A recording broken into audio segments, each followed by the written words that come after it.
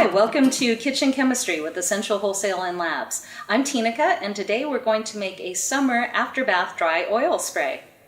All right, so we're going to make a summer after bath dry oil, and of course you'll need some oils to make your dry oil.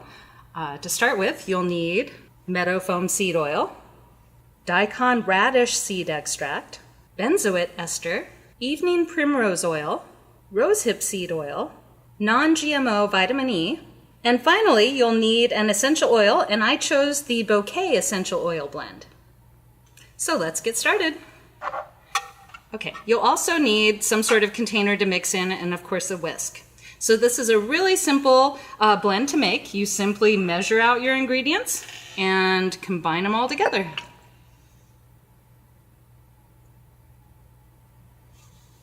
So there's our meadow foam seed oil,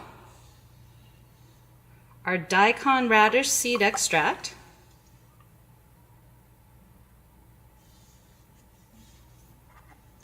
the benzoate ester, evening primrose oil, rosehip seed oil,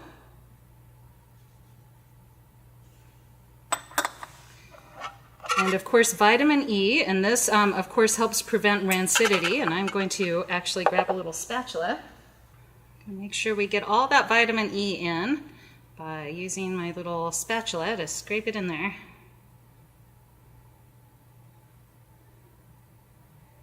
Okay. And then of course finally your essential oil blend.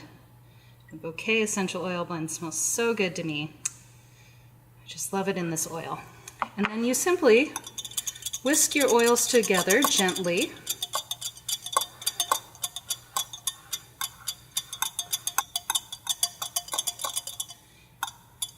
And it's that easy to make.